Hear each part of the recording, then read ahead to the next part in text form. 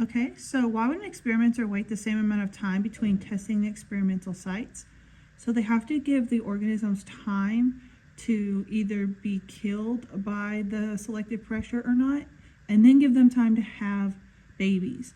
And then we also want to make sure that we can monitor that change over a significant period of time. So last on this page we have, what is a selective pressure? So selective pressure is anything in an environment that's going to cause a population to need to change to survive. So some examples could be the color of the ground that they are living on, like the rock pocket mouse. It could be the amount of predators or the type of predator in that environment. It could be the temperature, so that organisms that could survive in heat have adjusted to that area. It could be the ability to attract a mate. All of those are going to cause an organism to need to change over time. All right. Next page.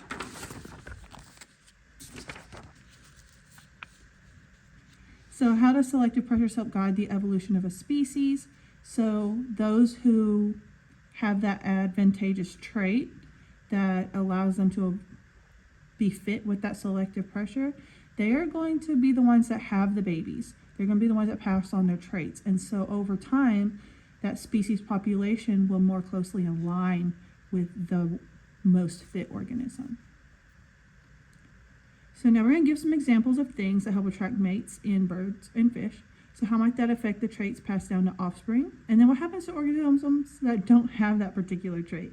So fish and birds, they tend to prefer males that are flashy. So flashy feathers, flashy tails. They can do certain mating dances. Those are things that attract mates.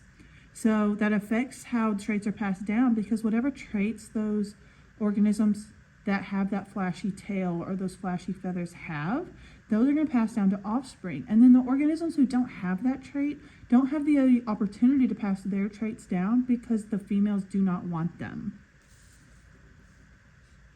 And then we're going to define natural selection and what increases the chances of survival.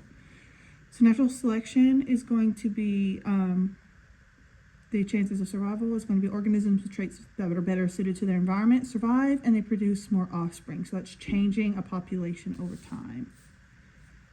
And then what defines members of a species? That is going to be the ability to interbreed with each other.